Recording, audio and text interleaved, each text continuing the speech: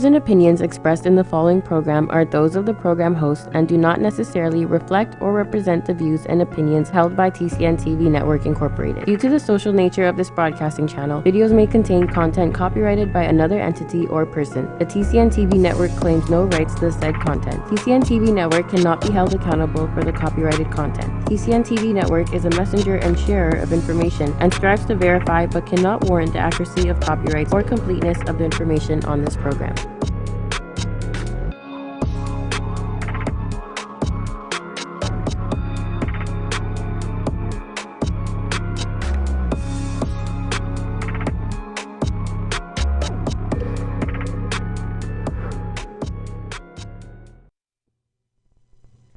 Hello everyone and welcome to Shaping Life. This is the place where we connect with the right people and information to set us on a path to leading our best lives. And I'm your host, Trish Curling. So I am so pleased today to introduce to you my very special guest is Marcus Jennings, also known as Superhumanyogi. Marcus is a traveling yoga teacher, and he wants people to take accountability and power over their own lives, which he believes will lead to success and happiness. We're going to be talking about a lot today, but Marcus, I just want to say how grateful I am that you're here. Thank you so much for being on the show today. And tell us a little bit about where you're from and why you're here. Well, thanks for having me. I'm from America, so I was born and raised in Chicago, Illinois. I lived there until I was 18 years old. At the age of 18, I moved to Nashville, Tennessee. I lived there for 14 years, and the last 2 years I've been in Indianapolis. So it was quite a journey to get here to Toronto, because I had to fly out of Chicago, so I had to drive to Chicago. And I didn't think I was going to make it, because leaving out of Indianapolis, it was an accident. So that delayed me about an hour. Then I got outside of Chicago before entering kind of in that area, another accident, which delayed me another hour. Oh, man. And I got to the plane like 10 minutes before it was taking off. So, well, so it was a journey to get here. It was a journey. Well, you're here, and thank goodness. I didn't know all this before, so I'm really glad that you're sitting here with me now. Yeah. So we're definitely going to be talking about a lot today. We're going to be talking about your yoga journey, of course. If those of you who have followed, or check him out right now. So if you're on your laptop, you're checking out the show live. You can go to either Marcus J. Jennings on Instagram or Superhumanyogi, and you'll see his incredible journey. And we're going to talk about that. But we're also, what I'm really super excited that we're going to actually be talking about is a little bit about mindset and love. Actually, Marcus has written 2 books that are here today with us. We're going to reference and talk about because we often focus on the physical aspects of shaping ourselves or becoming our best selves, but it's so important to think about our mental mindset, and also even love, and what an important component that is for our well-being. So let's talk first, Marcus, about how you were first introduced to yoga and your initial feelings about it. So my initial feelings about it was, that's for women, that's girly stuff. Yeah. I'm not doing that. But I educated myself about it. I studied it, and I learned exactly what yoga is all about, which is yoking the mind, body, and spirit together. So that's what it's all about. Now, I'm not going to lie. There was a guy that reeled me into it during my time of rehabbing. So I ruptured my Achilles tendon in 2011. So how did you do that, if you don't mind? So I was playing tennis. Okay. But before that, the same day, I ran 5 miles. I hiked, and then are you serious? I played tennis, and then it ruptured on me. Ooh. So. So that's what led me to yoga, because I use yoga as a way to rehab my ruptured Achilles tendon. And I mean, that's how I got into it. I read that it was the best way to rehab a ruptured Achilles tendon, and I'm still practicing yoga today. That's how powerful it is. Wow, incredible, incredible. And so would you say that there was a little bit of a level of frustration when you started, because you were going through part of the rehab? You were. I wouldn't say it was frustration right away. Like it was difficult to get into poses, which made me eager to learn more. Right. It made me hungrier to learn, and which first of all I had to learn patience. Yes. So Yes. that was the toughest part of it was because we want that instant gratification, Right. and it didn't work like that. So I just kept my yoga practice. I didn't really think about it too much about if I was progressing or not. Okay. And everything just started to open up. And, I mean, I documented it. That kind of comes along with recording yourself. Yes. But the reason why I was recording myself was to learn what I was doing wrong. I love that. But yeah. in the process of that, it just ended up becoming like a diary of Yes, of my yoga journey. So that's kind of how it got started. Developed. I love that, and I think that's an important point that you mentioned about documenting it, because sometimes there's a sacredness connected with it. Not putting your yoga practice or putting certain things on social media and things like that. But Right. your journey for me personally, when I started about 2015 to really start to get into it, and I saw what you were doing, it was such an inspiration. So documenting and seeing what you were doing, what you were going through, your process, I think is so important. And as you said, just for even the self-reflection. Right. Yeah. And I mean, you can't be afraid to reach out to people for help too. Right. So I mean, there's a person that helped me all the way from Sweden. Wow. She was doing leg behind the head. Yeah. And I'm like, well, how do I get to Exactly, that? yeah. So she sent me everything I needed to do. I also have a yoga friend in NYC. She helped me out with the splits. Like she would see me not being square. Hey, this is what you need to do to be square. So just not being so stuck on yourself that you can't take information in from anybody. Right. I mean, I like to be a sponge. I want to soak up everything that I can get, Absolutely. any information I can get.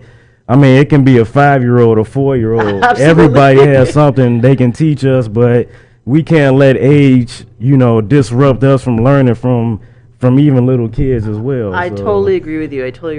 And do you think then too, like, I mean, we'll come back to a little bit about what you were saying, that it was you thought yoga was for women and, that kind of thing. What other misconceptions do you think came up for you, or even the people who approach you, because they may think, I don't want to, like, especially when they see what you do on social media, it's like, man, I don't know if I want to. Yeah, I mean, I think, like, for example, if we talk about splits, men will say, oh, no man should be doing splits. Right. But if I'm doing splits and I'm doing martial arts, then it's different. Absolutely. So, right. It's amazing how they can flip it to it's only feminine. Yeah. Unless it's martial arts, which is, Crazy. I mean, it doesn't make sense. Exactly. I mean, that was a misconception. That's a misconception that a lot of guys have, Yes. that it has something to do with your sexuality too, Right. and it doesn't. Absolutely. I mean, flexibility does not mean anything about sexuality at all. Exactly. And I think it became more acceptable when I don't know if you guys follow the NFL, the National Football League that we have in America, but I can't remember the year, but the Seattle Seahawks, they won the Super Bowl, and then they asked, well, what did you guys do different than everyone else? And they said, we practice yoga. Isn't that crazy? And now, then that opened the door Right. for athletes to get more into it. So And that brings up such a good point too, because I think some people say that I'm not flexible enough to do it. That's another thing. So what do you say about that? There's even a photo of you showing your progress from 2013 to now. What are your thoughts on that? I mean, my whole thing about that is like, for example, you'll see a picture like this, people compare themselves so much to other people that it prevents them from doing what they need to do. Right. So oftentimes, people they're discouraged or they're intimidated from someone that may have been in gymnastics their entire Right. life, they go into yoga and they're doing handstands, and mentally for them, they're like, well, why is it taking me so long? Right. And they didn't understand that they were doing something else before coming into yoga. Absolutely. But it's not even about doing the handstand. You don't even have to have that as part of your practice if you don't Exactly. want to. So that's just really what it's all about. It's not about, competing with someone or worrying about what someone else is doing. You just have to focus on your own journey. And if you keep a daily practice, if you eat the foods that, typical yogis eat, Right. then you'll become more flexible. Right. You have to put your time in just like everyone else. And you have to realize that some people's bodies are different and they're Yes. going to open up a little bit quicker than others.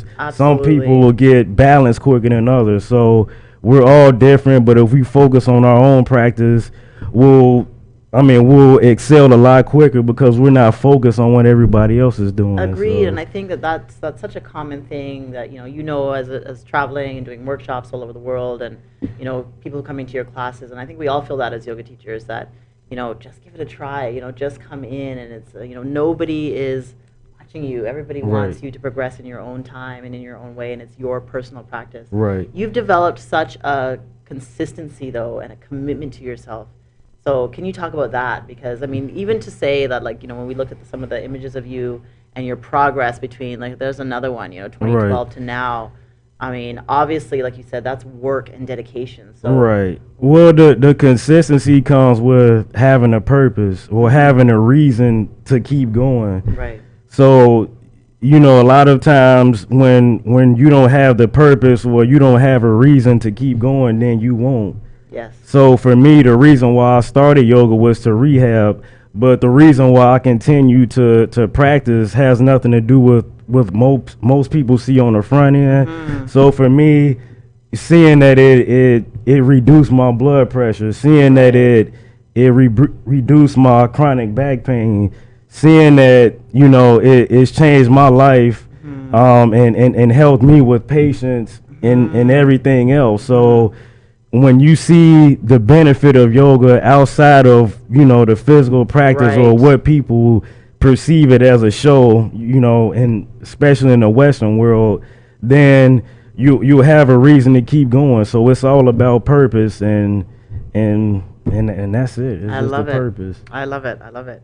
And you have these drills too that you do, or that you post. Mhm. So what kind of roles do those drills have a play in your practice or in your consistency? Well, I would say the drills helped with building a core foundation. So everything we do requires us to have a strong core. So if you Yes. have no core strength at all, you won't be able to walk. You won't be able to get up out of the bed. So Right. I would say building up a strong core foundation is the key to whatever it is you want to do as far as a physical capacity. Right. So that's what those drills are for. They're also for those who say they can't afford to go to the gym. Yes. So it gives you a platform and gives you information and drills that you can use anywhere. So it's very important to understand that it doesn't take money to stay in shape or get in shape, Right. or whatever it is you want to do or whatever goals you want to obtain Right. with your body. So I think it motivates people to get up off the couch and move. So I think it's a good motivation for them too. Definitely, and I mean, like you said, like we just saw a few videos, but the creativity there too is just some of the things that you use, like the sliders. Like I think you've got a shoebox there under your feet. Yeah. You know what I mean? Just incredible. And like you said, because it can be challenging. People sometimes too associate yoga with expensive yoga studios and the yoga clothes, or whatever it is that you need to Right. buy to do it, the props. But yeah, certainly you can find things around the house that are still going to be able to help you to do Right. what you need to do. So I love that. Yep. You also have, I guess, videos that we can follow as well that help with specific things. So For example, like I've seen some things that you've done for shoulder openings and things like that. So what kind of role? I know you mentioned to me before that there were some certain things that you kind of built into your practice every day. What were some of those things that you did? So I know there was a point where I broke down the way I open my body up, kind of like a bodybuilder's mentality. Okay. So at first, to really focus on opening up, I would do Monday, Wednesday, Friday hip and hamstring opening. Okay. And then Okay. Tuesday, Thursday, Saturday, I would focus on shoulder and back opening. Okay. And then I would spend, an hour or two after I would flow, really focusing on the basic poses to open myself up. And then I went into a process where once I was opened up everywhere, then I would do a little bit of everything every day. Okay. So you have to spend that time to really open yourself up.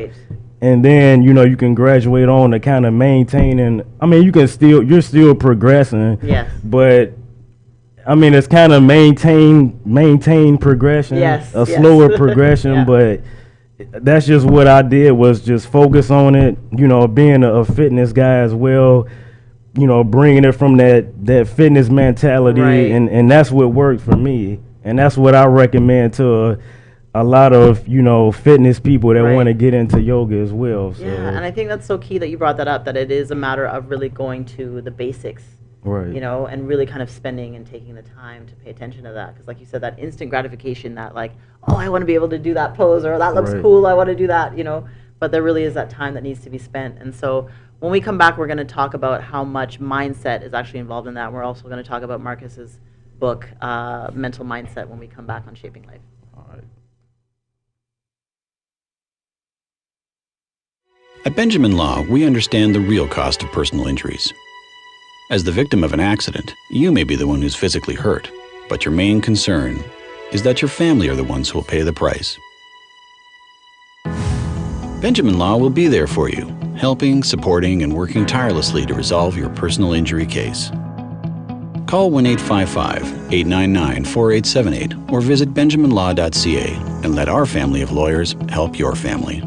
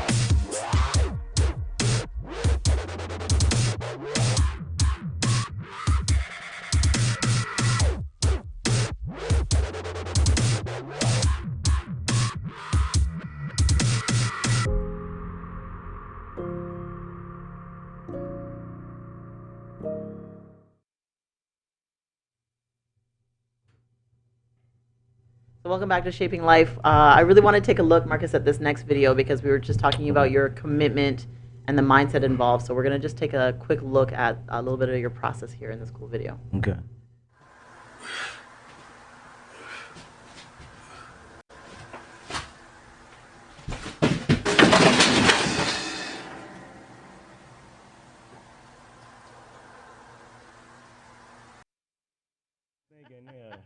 I remember.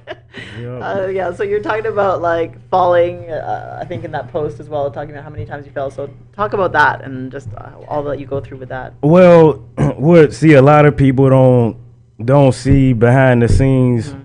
Well, especially from 2012 or up until like maybe 2015, and I still fall sometimes Sure. too. But it took a lot of falling. Yeah. You can't be afraid to fall. So every time you fall, you have to dust yourself off and Right. get back and get at it again. So for me, falling made me want it more. Yes. And there were times where I didn't even sleep at night because I was up practicing. Wow. Breaking furniture and just getting up, Like getting back this to is it. one of my favorites right here too. Yeah. Yep. Yeah. You can see that like frustration and then Yep. You just got to keep going. I love it. Yep. And I was ready to give up. Yeah. And I had the camera just rolling the entire time I was out there. I was ready to give up, and then I said, "This is it right here." I remember thinking like, "I'm gonna do this right now." Yeah, this is happening. Yeah, sometimes you have to will yourself into right. it. Like I'm doing it right now. So That's right. That's right. and it's all the mindset. What you think is the reality. So Absolutely, and look at that. you That's think you can do incredible. it, you can do it. And before we get into your book, like talk about even this, like that what we're showing now. Mhm. Why these extra, like the props and like the chairs and like all that stuff. How does that come in for you? Like why is that so important? Well, for me, so I was fortunate enough to have two dads. So I had a stepdad who I saw every day. I saw him working hard every day.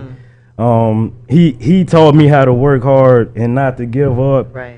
And then my biological father, when I would see him, he was a person that didn't have a lot of money. Right. So, if we wanted a Nerf ball set, he couldn't afford it. Yeah. So what he would do was he would get a wire hanger, hang it up against the top of the door, give us a sock and say, "Hey, here's your Nerf ball set." Oh, yeah. So, seeing him rig things together, Right. it's kind of what gave me that mindset that, hey, I can create, my workouts. I don't have to go to the gym. I can be creative. And, I had been working out this like this for a long time, but I got over myself and I got over what I thought other people would think about it. And then I just started recording it because I was doing it for years. Okay, Yep, okay. building my own weight set bench out of bricks and wood and just Incredible. lifting it. So, yeah, that's I love it. what I would say. And so, let's get into the mindset stuff because this is the juicy part. Marcus just gave me the book, and I was reading just a little bit before we came into the studio, and oh man, this is you gotta. I'm already hooked. Like this is probably going to be read by the end of the weekend, even with all the other stuff I have to do this weekend. But it's so good, and I want you to tell us, Marcus, why you wrote the book. Well, I wrote the book to give people strength, So mental mindset is a book. It's about mental health, but it's primarily giving you that strength to carry on, to keep going, no matter what happens to you in life. So, in chapter number 1 of the book, I talk about me being molested 2 times in my life. Wow. And how I was able to overcome that. I also talk about what it led me to doing, but I take accountability because I made the choice to do it. But I got to the point where after those 2 instances, I didn't care about myself. Right. So it led me to doing, male reviews, for the women when I was in college. Wow. Okay. Because I didn't care. Like I was numb to touch. Right. Right. So but yeah, I'll talk about how I was able to overcome, my most traumatic experiences. Wow. And, a lot of people think that they can't get over them, Right. but you can. So it's all about changing your mindset and knowing your worth, knowing you're valuable, to the universe. Right. And we need you here. So that's what I would say about It's that. amazing that you share that, because that's so important, and that's something, we talked a little bit about how sometimes we want to, keep our stories hidden, or we don't want to say certain things, but it's those things, those tragedies, or those things that can cause trauma in our lives that really lead us on a path that can be really incredible if we change the mindset. Right. There's some key concepts in here too. So before I go on, I want to thank you for sharing that very much. I appreciate that.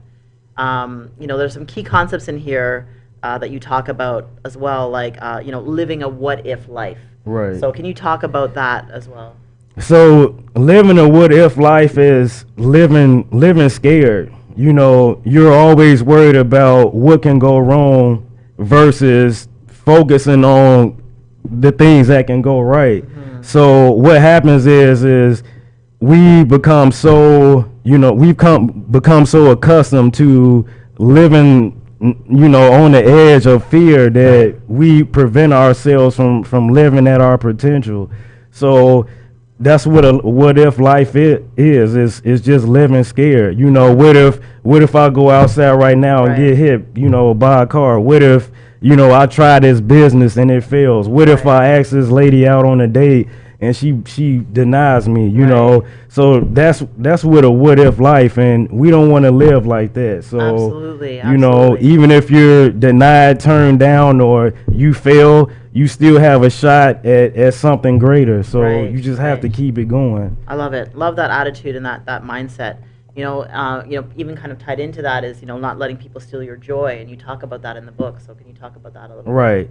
So letting people, steal your joy. I mean, I remember, a family member asking me, how do you keep going and let no one steal your joy? Yes.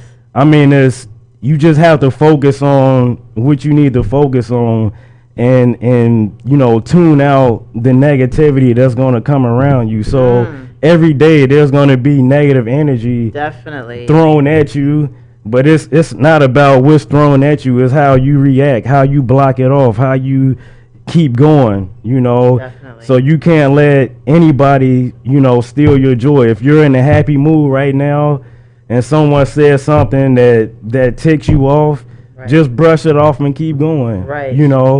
People are, when they see people happy, they feel some type of way about it if they're not happy. So if they're not happy, they want to bring you into their world, and you can't allow them to do it. So never let anybody to steal your joy. I love it. And it's amazing. It's this constant, talking to ourselves, and this constant work that we have to continue to do all the time. It's never just reaching a point, right? Would you agree that, we have to continually work through those processes? Right. So you have to, like she said, continue to work through those things and understand that that's a part of life. So you're going to have obstacles. You're going to have negative energy coming your way, but that's a part of life. Right. So just understanding that comes with life, and accepting that and just keep moving with the punches. That's it. Love it. And then, so why do you think, you talk about in the book as well, why you think, there's so much depression nowadays? We talk about it so much more. Mental health is really, on the platform now. Why do you think people are so depressed or experiencing depression? I think people are so depressed now because they're constantly comparing themselves to everybody else. So social media, for example, has created a false world, so people only show what they want you to see. They only show perfection. And that's why on my social media platforms, I show my failure, because that's what's real. That's a part of the process. That's a part of the journey. And that's what makes us real. So people have come to the point where they don't want to be seen as being a failure so bad that they hide it like it doesn't exist. So that's just it. You have to be real with yourself, and that's the most important aspect of it, is acknowledging it and just being real with yourself. And but depression is just, it's just all about happiness. You know, people don't know how to be happy anymore. You know, but we're also in a world now where it's pushed on us to never be satisfied, to Yes. never be happy. So you even have songs out here, never be satisfied. Why? Right. You know, if you have a nice amount of money, it's always more. It's always more. Right. People always want more. And if you always want more, now I'm not saying there's nothing wrong with wanting more out of yourself. Right. But if you can never be satisfied, then you'll never be happy. Right. So you have to be content with your life. So. And you also talk about the importance of, setting your tone for the day. So how important is that? Or if you feel like you want to share, how do you set the tone for your day? So how I typically set the tone for my day typically is getting upside down, doing something that I enjoy, which gives me a reason to get up in the morning. So, for example, you have adults that don't want to get up to go to work in the morning because they're not happy. You have kids that, we've been there. We've been kids and we don't want to go to school in the morning for whatever reason. Maybe somebody's teasing you or you don't want to learn or whatever it is. Right. But we have the choice to set the tone for the day every day. So if you get up and do something you enjoy, set yourself up to looking for something, look forward to something, to getting up in the morning.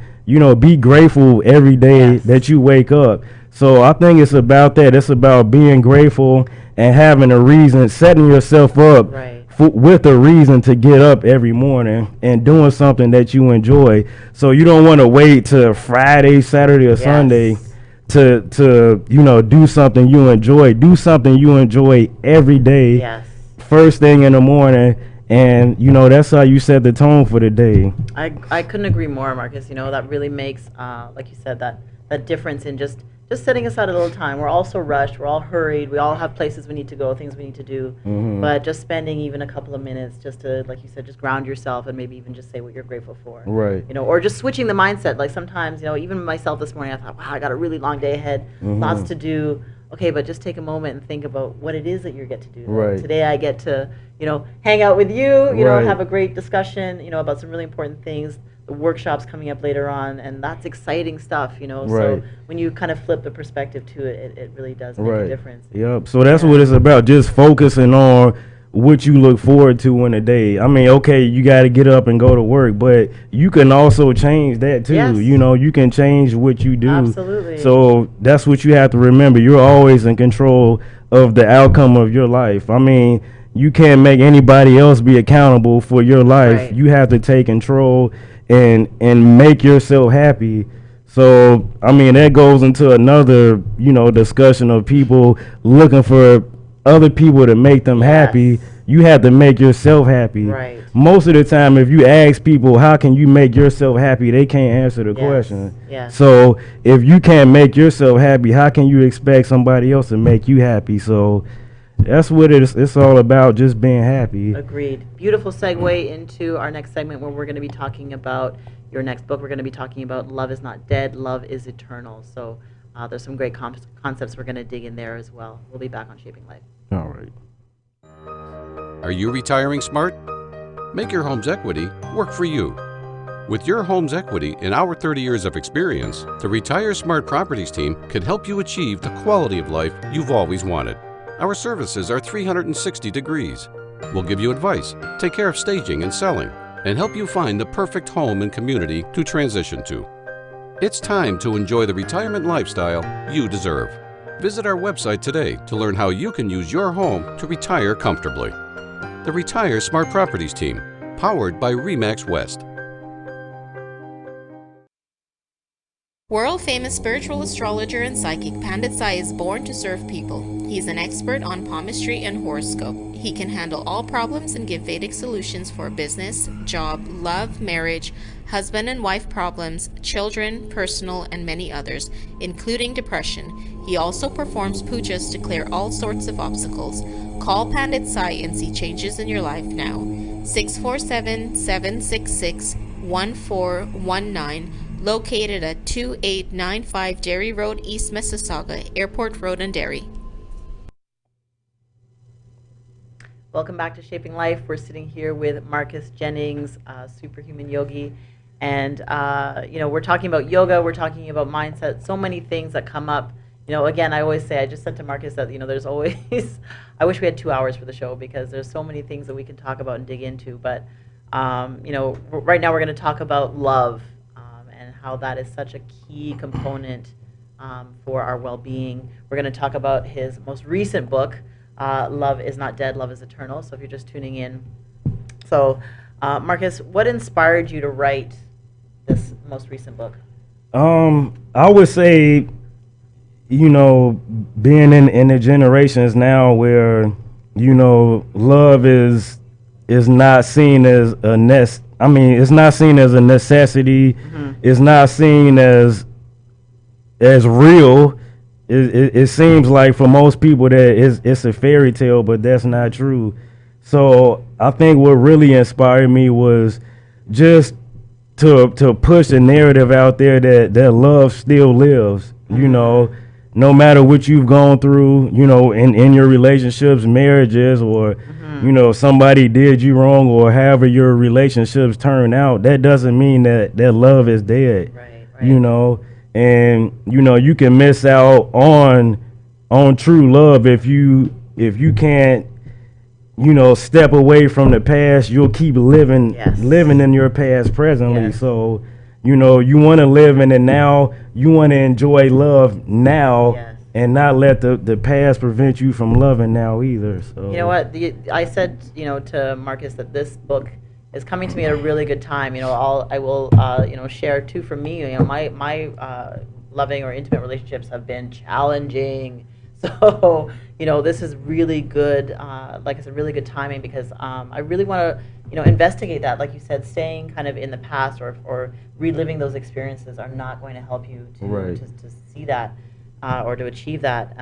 So how important. Let's talk about how important vulnerability is, because that's definitely something that I have difficulty with. Yeah, I mean you have to be open. You have to give it a shot. If you don't give it a shot, then you won't experience the love again. Mm-hmm. So you have to be vulnerable, and again, that comes with getting over the past. And you may think you see signs from your past relationship, but that may not be true. So what happens is if you've been with somebody for a while and things start to get ugly, you remember those things. And then sometimes if you don't take care of it, maybe getting counseling or doing what you need to do to get over it, it's going to impact your relationships going forward. Yes. So you have to be willing to get help and, understand that the person you're with now, the person you're dating now is not the same person as before. Right. And so I think that's one of the hardest parts to for people to continue to experience love is holding on to the past. Right. So, and do you believe that? Like, we talked a little bit before too about this day and age, and how there's like less connection and like the constant texting. Do you think that people have that ability now to really be vulnerable? Unfortunately, sometimes we feel like that's a thing of the past. Where you could really feel like you could open up to someone, or do you think that's possible? I think it's all a choice. It comes with effort too. So if you're going out on a date with someone and they're pulling their phone out, they're not giving the effort to connect with you. Right. And they may say, well, this is how things are now. No, they're not. Yes. You're choosing this device, over connecting with me as a human being. And we miss out on these experiences connecting as humans because of technology. Yes. Now I'm a IT, software developer, and I get to see all aspects of technology. But I would say technology has good things, but I think it handicaps us with human experiences more than anything. Yes. Yeah, like you said, I guess it's perspective again. there's some great things. Obviously, social media connects people in different ways, but it can also really inhibit us too. So I think it's important to take the perspective that you want, and what you're gonna get, what you get out, what you put in, too, right? Yeah. And I think it's technology has opened the door to. So if for instance, let's say if a person is a habitual cheater, it's opened the door for them to cheat even more, because now you have access easily to so many people across the globe. Absolutely. So whatever you were before, it'll make you more of that. So that is true. that's pretty much what I have to say about that. That is true. In the book too, you talk about how to create a deep, soulful connection. So what do you think actually goes into that? So a deep, soulful connection comes with no distractions. So you and your partner, taking the time daily, weekly, or whatever it is you do to really get in tune with each other. So, maybe cut the lights off, cut the TV off, cut everything off.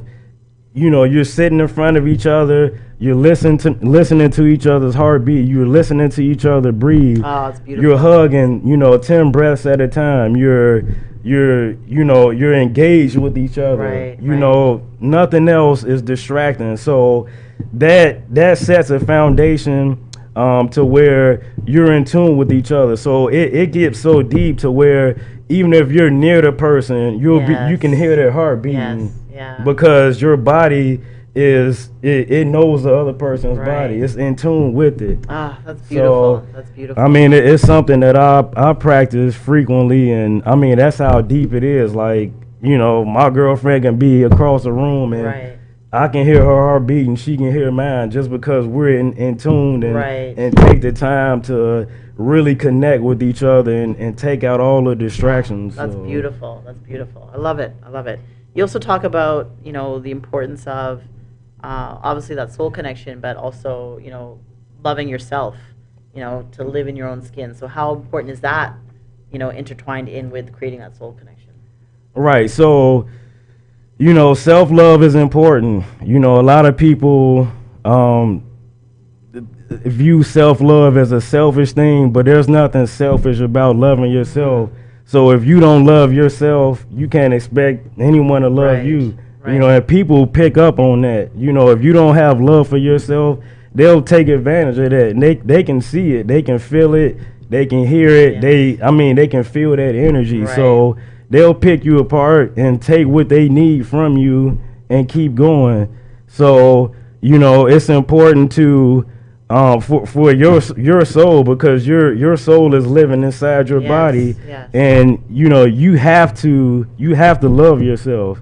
I mean, there's nothing selfish about loving yourself. That doesn't mean you don't love anybody else because you love yourself, but I mean, loving yourself can be taking the time to go out on a date with yourself. It can be taking it can be taking the time to go to the gym. It can be taking the time to take an hour away from the kids. It can be taking that time to take care of yourself and don't forget about yourself, and don't let yourself go, because you have other people that are a part of your life as well.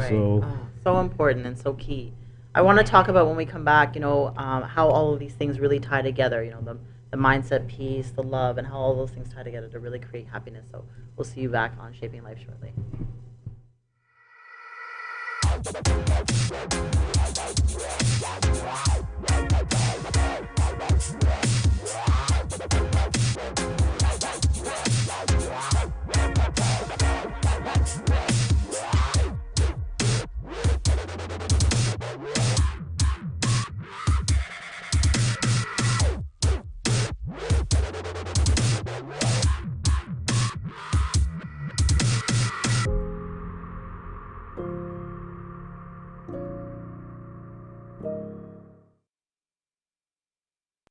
At Benjamin Law, we understand the real cost of personal injuries. As the victim of an accident, you may be the one who's physically hurt, but your main concern is that your family are the ones who will pay the price. Benjamin Law will be there for you, helping, supporting, and working tirelessly to resolve your personal injury case. Call 1-855-899-4878 or visit benjaminlaw.ca and let our family of lawyers help your family. Are you retiring smart? Make your home's equity work for you. With your home's equity in our 30 years of experience, the Retire Smart Properties team can help you achieve the quality of life you've always wanted. Our services are 360 degrees. We'll give you advice, take care of staging and selling, and help you find the perfect home and community to transition to. It's time to enjoy the retirement lifestyle you deserve. Visit our website today to learn how you can use your home to retire comfortably. The Retire Smart Properties team, powered by RE/MAX West. So, Marcus, let's talk about, how all of these things tie into happiness. In your opinion, how does mindset lead to love, which leads to happiness? How do you tie that all together? So if you're not in a healthy mental state, then the way you see love, it won't matter. But the way you see love does matter. Mm-hmm. So you have to be in a healthy mindset to give and receive love.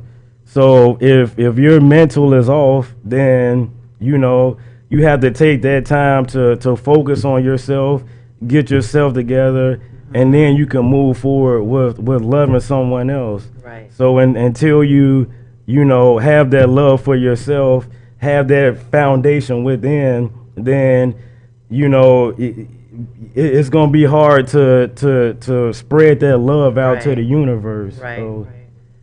Right. The books we're going to talk about later, but where you can find them. But both of them are so key. So there you go. Yeah, perfect photo of you holding the two of them there. And we're going to wrap up at the end with a little bit more about the two books. But I want to switch gears for a second and talk about that you do a lot of traveling. We talked about that. So you travel all over the world to teach. What are those experiences like for you? I think if I had to be honest, so I'm not like down in anybody in America at all, but my experiences in other countries have been better than America. Okay. And I think it's a cultural thing. So Brazil, for example, everybody was excited to learn. Yes. So America is more competitive. So it's all about how can I outdo this person. Right. If they're doing something great, I don't want to support it. Right. So people in the other countries like Canada, United Kingdom, Brazil, everywhere else, their mindset is different. They were brought up different. Their culture is different. So whatever it is that you want to do in other countries, you're going to be supported. Right. Whatever it is you want to do in America, the people you don't know will support you, but the people you do know won't support you. So it's all about it's all about culture. Yes, and I don't know why it's that way, but I can go into a little bit deeper, but when you have a country that's built on a foundation of hate, then those are the results you're going to get. Yes, very true. Very true. So that's just it. Very, very true. Tonight we're so excited tonight because you're going to be running those workshops at my studio tonight. And let's just show a little a video here, I think, of you in town. This was just last night? Oh, the yeah. night before? Yeah, it was last night. Last night. Yeah, as soon as I got off the plane, wicked. Great way to open up the back after being on on the plane. I love it. So we've got a couple of workshops tonight, and we talked a little bit about the intimidation factor. Because sometimes people can see that. I know already somebody had already seen that and said to me, "Oh my God, like no way, I'm not gonna." I mean, but I said, "We're not doing that at the workshop." That's just promotion. Yeah, exactly. I mean, and that's the thing with any yoga class. If you don't want to do a pose, you don't have to do anything. Exactly. You can sit in child's pose the whole class. Exactly. You can sit up and just sit in the back and watch. I mean, nobody can make you do anything you don't want to do. You don't have to try anything you don't want to try. But those pictures are more so promotional to catch your attention. That's what it's about. If I'm just sitting there like this, it's gonna be like, Exactly. whatever, let me keep going. So it's just all about promotion. That's all. And also even potential. I mean, again, looking at your journey and seeing like that's where you're at now. Yeah. As a result of mindset, as a result of dedication, hard work, consistency. So, to me, and again, perspective, that speaks possibility to me. Right. Like I can see that and say, I'm not going to do that tonight. Right. But, 5 years from now, maybe I will, Right. So I think that says a lot there. You also have some e-downloads available to purchase, and Right. those are available. So talk to us a little bit about those. Right. So you can download the e-downloads from superhumanyogi.com. So their website has been up it's been up for years. So on there we have superhuman handstands, superhuman hips, superhuman back. So any part of your body that you want to open up, or if you want to learn balance, arm balancing, we have different e-downloads for that. If you want to get into a calisthenics practice, we get you started with that. We have where to start yoga download, which is not like all the crazy stuff you see, but it gets you started with a true yoga practice. Wonderful. And you can do that from the comfort of your own home. I love it. And where can we get copies of your books there as well? So you can get copies of the book from marcusjjennings.net. Okay. So that's where you can get the copies of the book from. Okay. But I'm trying to come up with a way to put everything together. So yes. Okay. so that's the most challenging part too. So it'll all come together, as it always does, right? It always does. So in conclusion, any final words for us about how we can ultimately become closer to ourselves and more true to ourselves and find happiness? I mean, as silly as it may sound, sometimes you have to look at your own self, face yourself in the mirror. I mean, so if you have a bathroom, you have a mirror in there, you have to face yourself, and talk to yourself. Like a lot of people, again, they don't love themselves. So you have to face yourself, as silly as it may sound, like you look at your own self. A lot of people can't even look at their own selves in their own eyes in the mirror. Yes, very true. Very true. You have to face yourself, tell yourself, what you're going to do. So if you have a goal, tell yourself this is the goal and this is my plan of action of how I'm going to get there. And the reason why you want to look at your own self is because you can't talk to anybody else. You have to do it. That's right. So it's all about being accountable, looking at your own self in the eyes, telling yourself exactly what you're going to do, how you're going to do it, and just take that accountability. I love it. And also, seeking out, like you mentioned before, the supports if you need it. So if part of that plan of action is seeking counseling or doing whatever it is you need to do, to get to that point. So I think that's so key, and what it's all about in terms of connecting ourselves again with the right people, the right modalities of treatment or whatever it is that we need. So I think that's great. Yeah. Yep. So Marcus, I want to thank you so much for being here today. Well, thanks for having me. Thank you for sharing your story. Thank you for being so open, and also for these two amazing books that I know that I'm going to be digging into very shortly, and we'll talk about again. There's I also want to say that there's open space in the books, so that was one of the things that caught my eyes, that it's really kind of very, I don't know if you'll be able to see in the light there, but very journal-like and reflective. So when you read, you can actually, again, like you said, facing yourself, write down what it is that you need to do in order to help yourself. So I will be writing lots. And that's what the open space is for, is to face yourself and take accountability. If you're intimidated by something, I mean, the person you're intimidated by, or that thing that you're intimidated by, is not their problem, it's your problem. They don't even know. So you have to face yourself, and it's much deeper than being intimidated. What's the problem? Why are you intimidated? So you have to break that down and carry forward. Or if you're if you're a person that's attached to something or someone, we talk about that in the book too.